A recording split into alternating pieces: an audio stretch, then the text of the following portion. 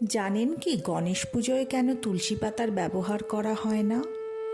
পুরাণ অনুসারে একবার গণেশজি গঙ্গার ধারে ব্রহ্মচারী হওয়ার জন্য ঘোর তপস্যায় লিপ্ত ছিলেন। তুলসী দেবী সেখানে এসে উপস্থিত হন এবং গণেশজিকে দেখে মোহিত হয়ে পড়েন।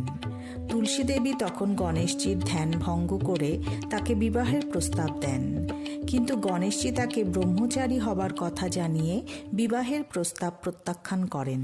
এতে তুলসী দেবী ক্রুদ্ধ হয়ে পড়েন এবং গণেশজিকে অভিশাপ দিয়ে বলেন যে ওনার ব্রহ্মচর্য ভঙ্গ হবে এবং ওনার দুটি বিবাহ হবে। তখন শ্রী গণেশ তুলসীকে পাল্টা অভিশাপ দেন এবং বলেন তার বিবাহ একটি রাক্ষসের সাথে হবে। রাক্ষসের স্ত্রী হবার কথা শুনে তুলসী দেবী গণেশজির কাছে ক্ষমা প্রার্থনা করেন।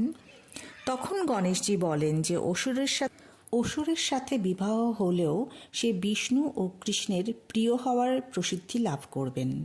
কলিযুগে মোক্ষ প্রদান করবেন তুলসী, কিন্তু গণেশ পূজায় তুলসী নিষিদ্ধ থাকবে। এজন্য গণেশ পূজায় কখনো তুলসী পাতার ব্যবহার করা হয় না।